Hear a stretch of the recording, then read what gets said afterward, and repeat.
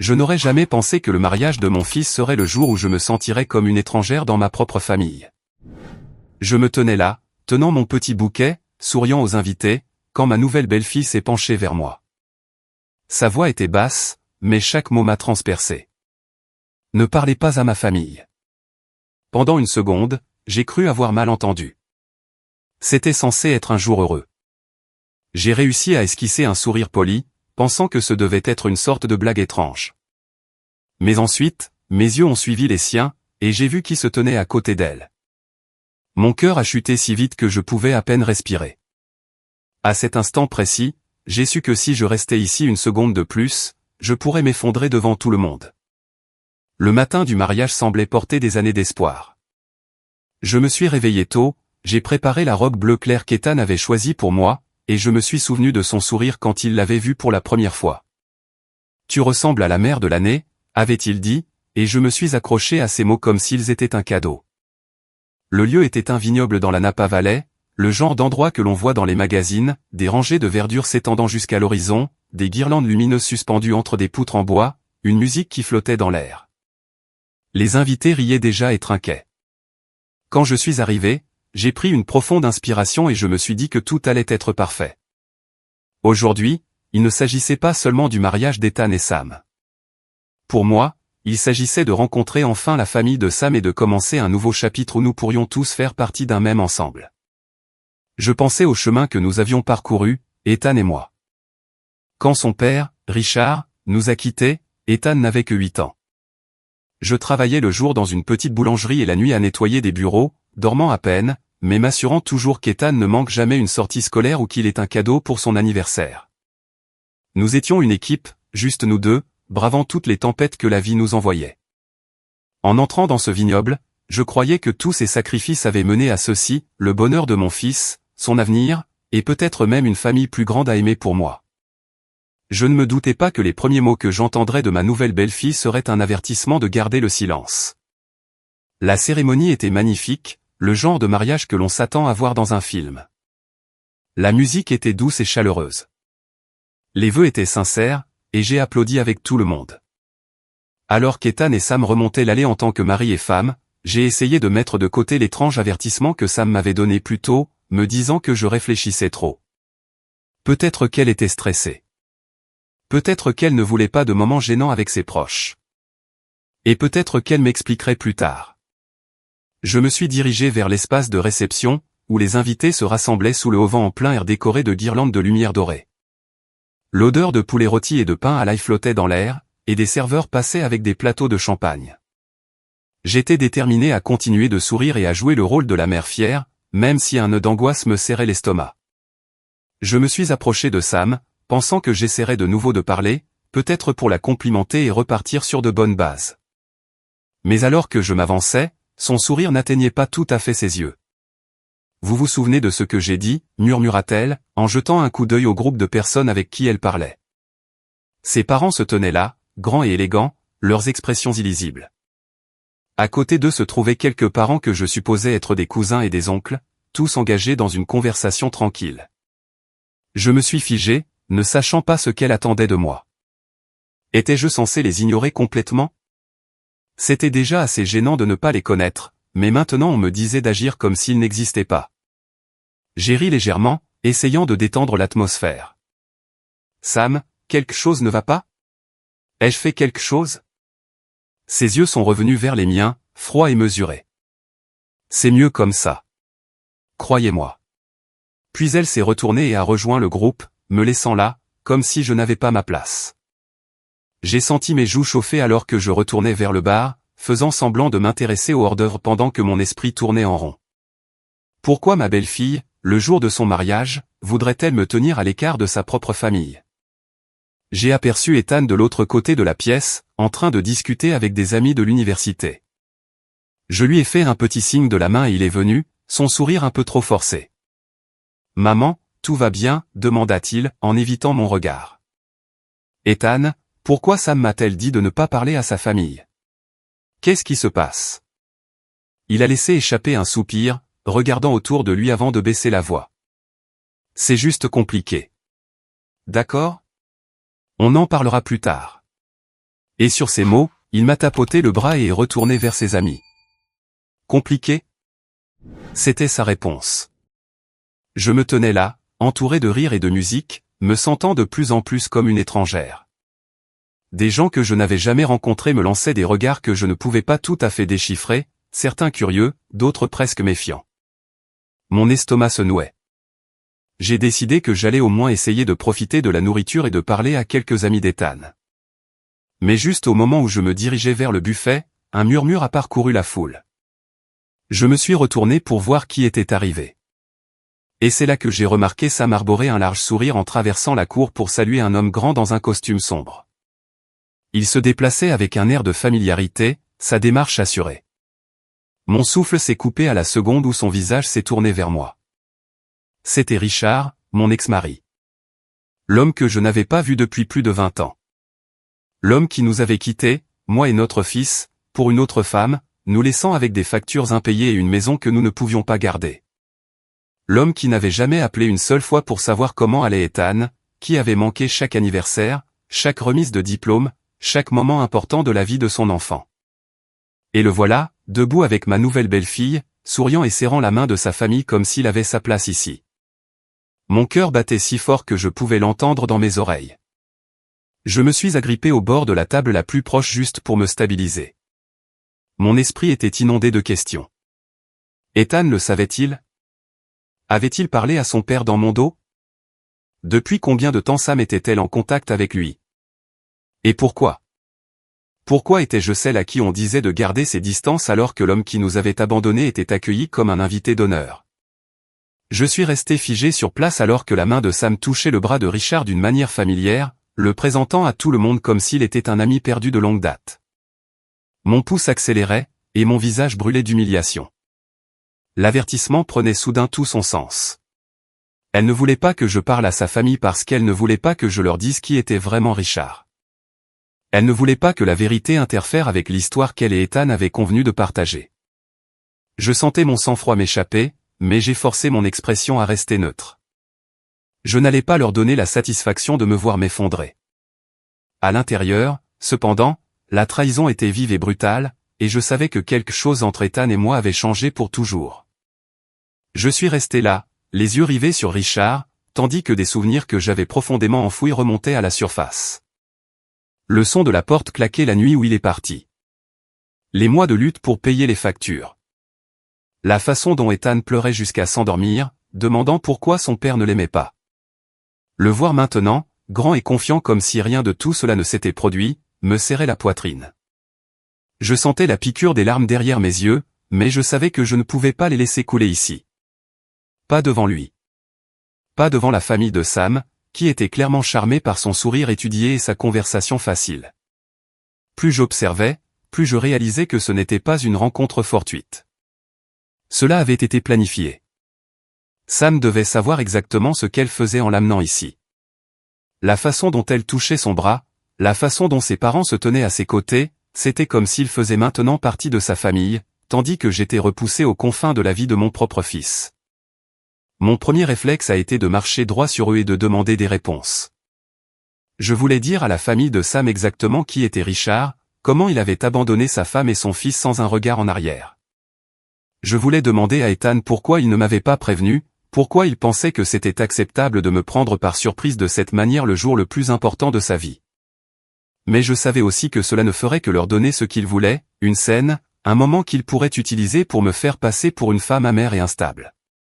Richard n'aimerait rien de plus que de me voir perdre le contrôle en public. J'ai refusé de lui donner cette satisfaction. Je me suis rappelé que la dignité est quelque chose que personne ne peut vous enlever, à moins que vous ne la donniez de votre plein gré. Alors, j'ai fait un choix.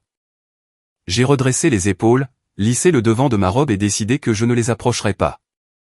Si Ethan voulait Richard dans sa vie, c'était sa décision. Mais je ne ferais pas partie de l'histoire qu'il racontait pour que cela paraisse acceptable. Je me protégerais en gardant mes distances, même si cela signifiait partir complètement. J'ai regardé autour de moi dans la cour, cherchant un endroit calme où je pourrais me ressaisir. C'est alors que j'ai revu Ethan, debout près de la table des desserts, riant de quelque chose qu'un de ses garçons d'honneur avait dit. J'ai marché vers lui, déterminé à au moins dire ce que je pensais avant de partir. Ethan, dis-je doucement, et son sourire s'est effacé quand il a vu mon visage. Tu savais qu'il venait, n'est-ce pas? Il a hésité, jetant un coup d'œil par-dessus mon épaule comme pour vérifier qui pourrait écouter. Maman, s'il te plaît. Ce n'est pas le jour pour parler de ça. Les mots m'ont piqué comme une gifle. Le jour où tu épouses la femme que tu aimais exactement le jour pour être honnête, lui ai-je dit. Pourquoi ne me l'as-tu pas dit? Sa mâchoire s'est crispée. Parce que je savais que tu réagirais comme ça. J'ai dégluti difficilement, sentant la douleur dans ma poitrine s'intensifier. Réagir comment? Comme quelqu'un qui a passé la moitié de sa vie à nettoyer le désordre qu'il a laissé? Comme quelqu'un qui méritait au moins un peu de respect. Il n'a pas répondu. Et ce silence m'a tout dit. La présence de Richard n'était pas seulement le fait de Sam. Ethan l'avait permise, peut-être même encouragée. À ce moment-là, j'ai compris que mon fils avait fait un choix, et ce n'était pas moi. J'ai fait un pas en arrière, me sentant soudainement glacé malgré le chaud soleil de Californie. Profite de ta journée, Ethan, dis-je tranquillement. J'espère que tu obtiendras tout ce que tu voulais. Puis je me suis détourné, ignorant la façon dont mes mains tremblaient. En me dirigeant vers le sentier du jardin qui menait au parking, j'ai gardé la tête haute. Le son des rires et de la musique s'estompait derrière moi, remplacé par le bruissement des feuilles dans la brise du soir. Je ne savais pas exactement ce que j'allais faire ensuite, mais je savais une chose avec certitude, je ne les laisserais pas réécrire mon histoire ou effacer la vérité sur ce qui m'était arrivé. Si partir était le seul moyen de garder mon respect de moi-même, alors c'est ce que je ferais. J'avais survécu à pire que cela. Et je survivrai à cela aussi. Mais cette fois, je le ferai selon mes propres termes. La lumière du soir devenait dorée, projetant une lueur chaleureuse sur le vignoble alors que je marchais vers le bord de la zone de réception, essayant de trouver un moment de calme avant de décider de partir complètement. Le tintement des verres et le bourdonnement des conversations se sont estompés juste assez pour que j'entende un éclat de rire de l'autre côté de la cour. Je me suis arrêté sans le vouloir, attiré par le son de la voix de Sam. Elle se tenait avec ses demoiselles d'honneur près du bar, sa robe blanche scintillant dans la douce lumière. Richard n'était qu'à quelques pas, parlant à ses parents, mais les mots de Sam ont percé le bruit de fond. C'est mieux comme ça, dit-elle, sur un ton désinvolte, presque suffisant. Ma famille aime bien Richard, et il paie la moitié de la lune de miel. Linda, c'est juste de l'histoire ancienne. J'ai senti l'air quitter mes poumons dans un halètement brusque et involontaire. Mon nom dans sa bouche comme ça, froid et dédaigneux, m'a donné l'impression d'avoir été poussé du haut d'une falaise. Je suis resté où j'étais, à moitié caché derrière une colonne couverte de vignes, écoutant l'une de ces demoiselles d'honneur poser une question que je n'ai pas pu saisir. La réponse de Sam est venue sans hésitation. Elle a toujours été le problème. Ethan le sait. De cette façon, nous pouvons avoir la vie que nous voulons sans qu'elle se mette au milieu. Mon cœur battait à tout rompre dans mes oreilles, chaque mot tranchant le peu de confiance qu'il me restait dans le mariage de mon fils. La vérité m'a frappé de plein fouet. Richard n'était pas seulement là par hasard. Il avait été invité, accueilli et on lui avait donné une place à leur table, tandis que j'avais été discrètement mis à l'écart. Il ne s'agissait pas d'un malentendu. Il s'agissait de réécrire le récit familial pour que je n'y ai plus ma place. Une douzaine d'émotions se battaient pour le contrôle en moi, la colère contre Ethan pour avoir permis cela, l'humiliation d'avoir été prise au dépourvu, le chagrin pour les années que j'avais consacrées à l'élever, croyant que la loyauté et l'amour nous lieraient toujours. Un instant, j'ai envisagé de sortir de derrière la colonne, de marcher droit sur Sam et de lui dire exactement ce que je pensais d'elle. J'ai imaginé le choc sur son visage, le silence qui s'ensuivrait, l'onde que cela enverrait à travers la foule. Mais ensuite, j'ai pensé à la façon dont Richard se tenait là, confiant et calme, attendant probablement un moment comme celui-là pour me faire paraître petite. J'ai pensé à Ethan, pris au milieu, mais penchant déjà de leur côté. J'ai réalisé que peu importe ce que je dirais ce soir, ils avaient déjà décidé qui j'étais dans leur histoire, et je ne leur donnerais pas la satisfaction de me regarder m'effondrer pour prouver leur point de vue. Lentement, j'ai reculé, en restant hors de vue. Mes jambes me semblaient lourdes alors que je me tournais vers la sortie. Chaque pas m'éloignait des guirlandes lumineuses et de la musique. Les rires derrière moi devenaient plus doux, presque comme s'ils s'éloignaient au bout d'un long couloir. J'ai sorti mon téléphone, mes doigts tremblants, et j'ai ouvert la discussion de groupe familial, celle où j'avais partagé chaque projet de vacances, chaque vœu d'anniversaire, chaque petite photo d'Ethan au fil des ans. Mon pouce a hésité une seconde avant que j'appuie sur supprimer. Le silence qui a suivi cette action m'a semblé étrange mais aussi définitif. C'était le son de moi reprenant le contrôle, traçant une ligne qu'il ne pourrait plus franchir. Alors que j'atteignais le bord de la propriété, le ciel au-dessus du vignoble prenait une profonde teinte de rose, le genre de beauté que j'aurais pu m'arrêter pour admirer n'importe quel autre jour. Ce soir, cela ressemblait à la dernière image d'un chapitre que je ne savais pas se terminer jusqu'à maintenant. Je n'ai pas regardé en arrière.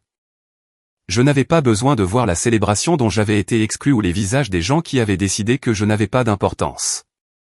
Ma voiture est arrivée, et je me suis glissé à l'intérieur, fermant la porte avec un clic silencieux qui semblait sceller le bruit du monde derrière moi.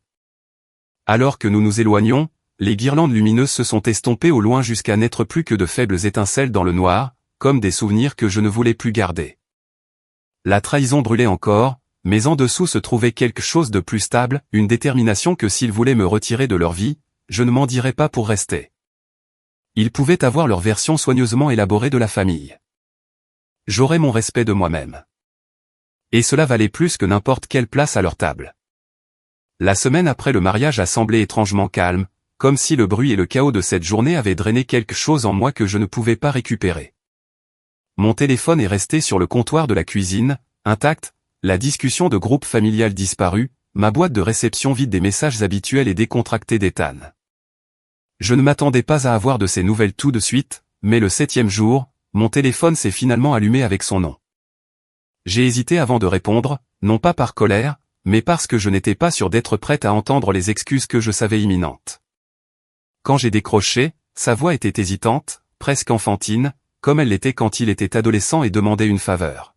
« Maman, commença-t-il, je suis désolé de ne pas t'avoir prévenu.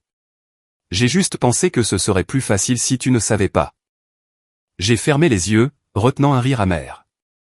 Plus facile pour qui, Ethan ? Pour moi ou pour toi ? Il y eut une pause assez longue pour que je puisse presque l'entendre réfléchir.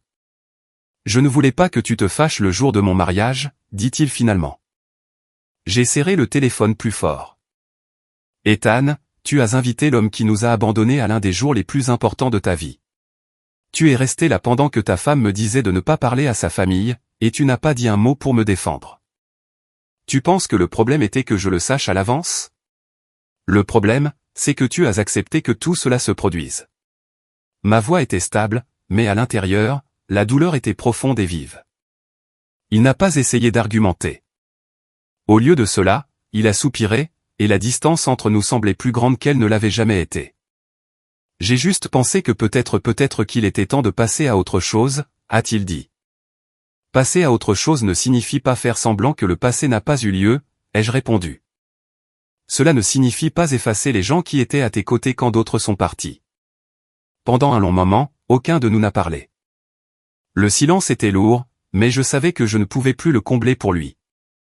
Quand l'appel s'est terminé, j'ai posé le téléphone et j'ai regardé la lumière de l'après-midi se répandre sur le sol de mon salon. C'est à ce moment-là que j'ai compris. Ma vie n'allait pas redevenir ce qu'elle était avant. Ce n'était pas une rupture temporaire. C'était un changement dans les fondations de ma relation avec mon fils. Et aussi douloureux que ce soit, j'ai réalisé que je devais décider à quoi ressemblerait ma vie maintenant, sans attendre son approbation ou son attention.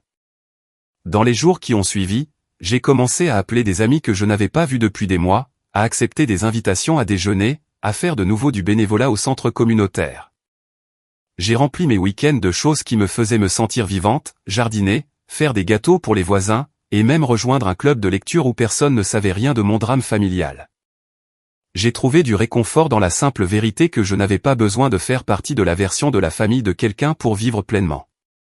Je pensais parfois à Richard, à la façon dont il s'était tenu là au mariage comme s'il avait sa place, et j'ai réalisé qu'il n'avait plus de réel pouvoir sur moi. Sa présence à cet événement avait fait mal, oui, mais elle avait aussi rendu quelque chose très clair. Je n'avais pas besoin de tourner la page avec lui, et je n'avais pas besoin de la validation d'Ethan ou de Sam pour connaître ma valeur. Un soir, alors que j'étais assise sur mon porche à regarder le soleil se coucher derrière les collines, j'ai ressenti un étrange sentiment de paix. J'avais quitté le vignoble parce que rester aurait signifié renoncer à ma dignité. Et dans les semaines qui ont suivi, j'avais appris quelque chose d'important, parfois, la chose la plus courageuse que vous puissiez faire est de vous choisir vous-même. Les gens réécriront le passé pour l'adapter à leur histoire, mais vous n'êtes pas obligé de vivre dans leur version. Je ne pouvais pas changer ce qui s'était passé au mariage, et je ne pouvais pas faire voir les choses à Ethan comme moi. Mais je pouvais vivre une vie où j'étais plus que de l'histoire ancienne. Je pouvais être mon propre avenir. Et peut-être qu'un jour, il le comprendrait aussi. Jusque-là, je continuerai d'avancer, non pas avec amertume, mais avec la force tranquille de quelqu'un qui sait exactement qui elle est.